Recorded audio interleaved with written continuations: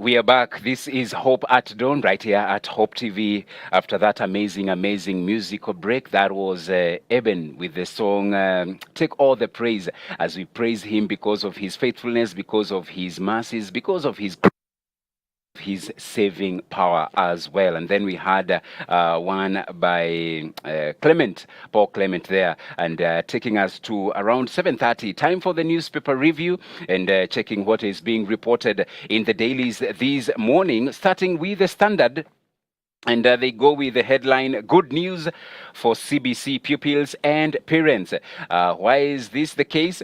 School children under the new curriculum and their parents can now breathe a sigh of relief after the government reduced subjects and lessons. This is in a major move to lighten the workload and also ease the book purchase burden when schools reopen for first term next month. That one, if you are a parent, definitely is an interesting story because you need to know what your children will be doing in school beginning January next year. And this is in as far as the CBC curriculum is concerned. So for the lower primary, learners will now be taking only 7 subjects spread across 31 lessons per week.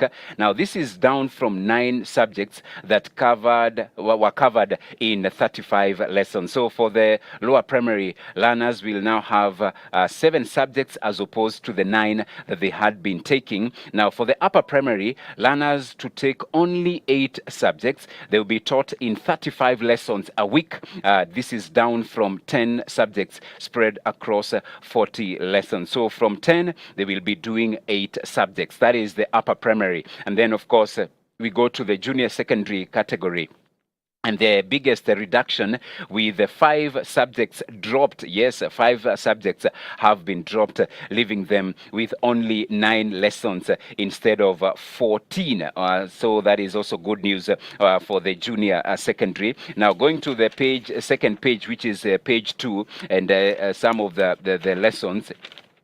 So for lower primary, we have the current subject hygiene, nutrition, activities, environmental activities.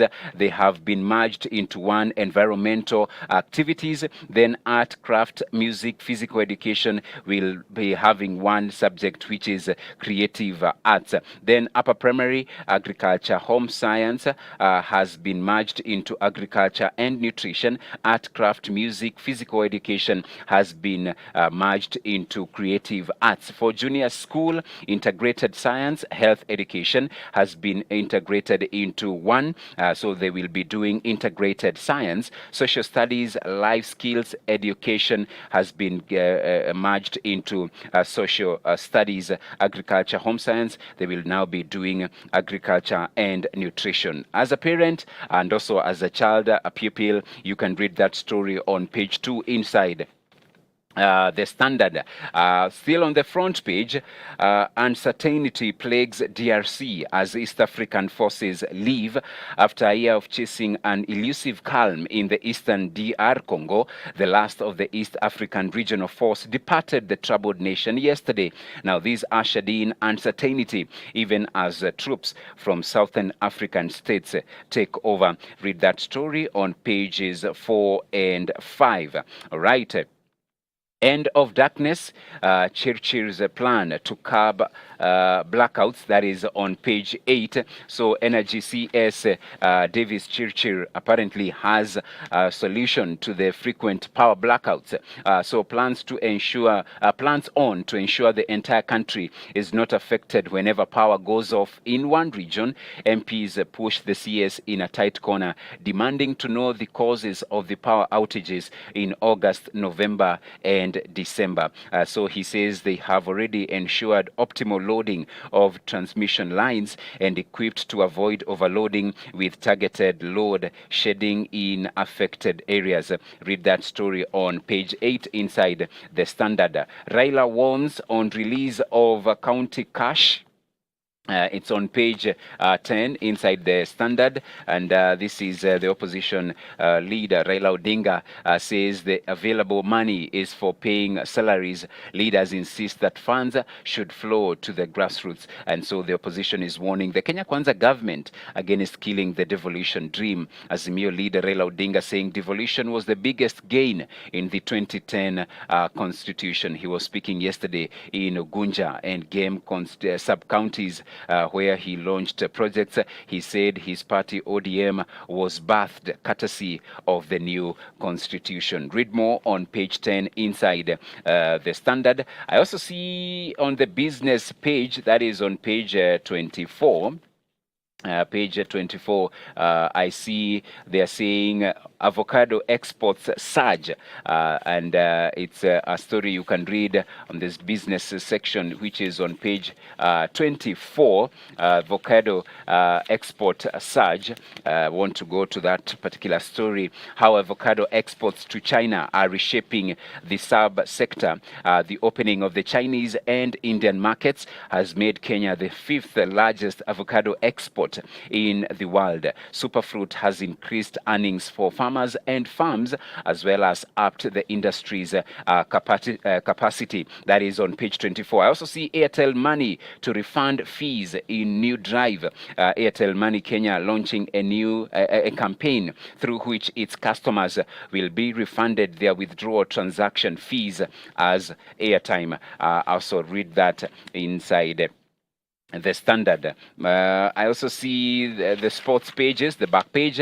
What verdict on Super League means for European football. Man United, Bayern commit to UEFA competitions after Super League rule.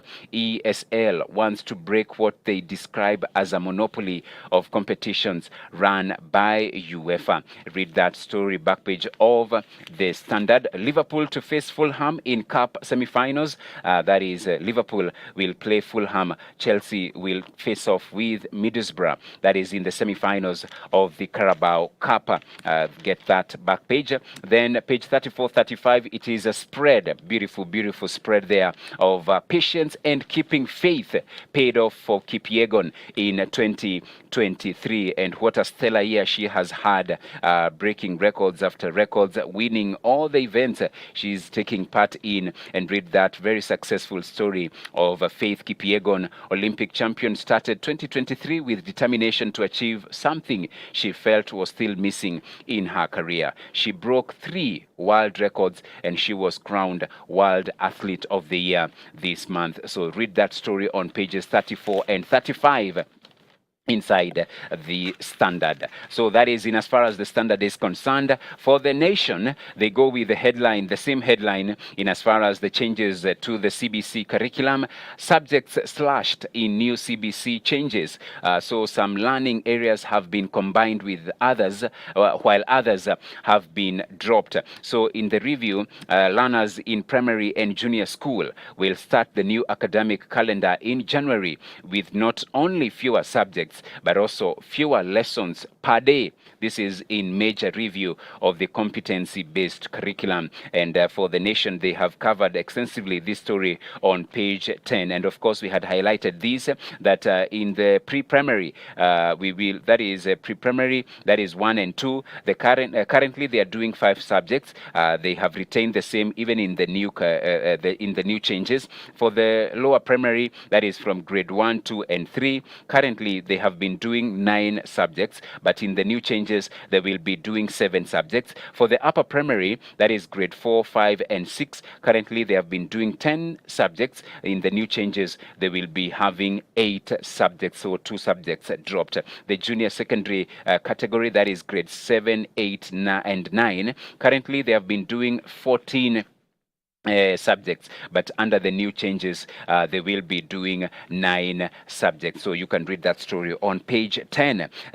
Also, the Nation, they continue with the book Serialization, caught in the middle of rebel and loyal forces in 1982 coup bid. Iconic broadcaster Leonard Mambo Mbotela recalls the terrifying moments in August of 1982. This is when rebel soldiers abducted him from his house and took him to the Voice of Kenya studios to announce the government of President Daniel Moi had been overthrown, then being caught up in the dramatic takeover of the studio by loyal soldiers led by Major General Mahmoud Mohammed, who thwarted the attempted coup. And the serialization is on pages 6, 7, and 8 inside the Daily Nation. All right.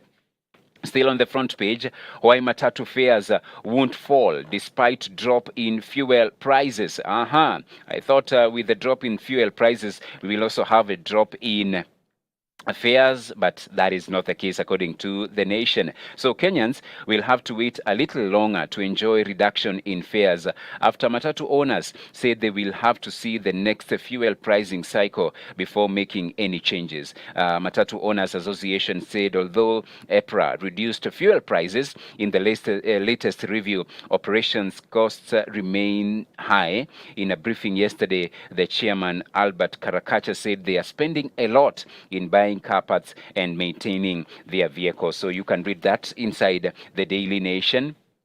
Man who defied 2 chronic diseases to earn coveted degree by being diagnosed with skin cancer and also kidney failure. It did not dampen Evans Macorie's dream to graduate from Moi University with a bachelor's degree in education. That story of hope, very inspiring story, is covered on page 3. And then I see this is inside the Daily Nation. Allow me to go inside and check what's being reported as well.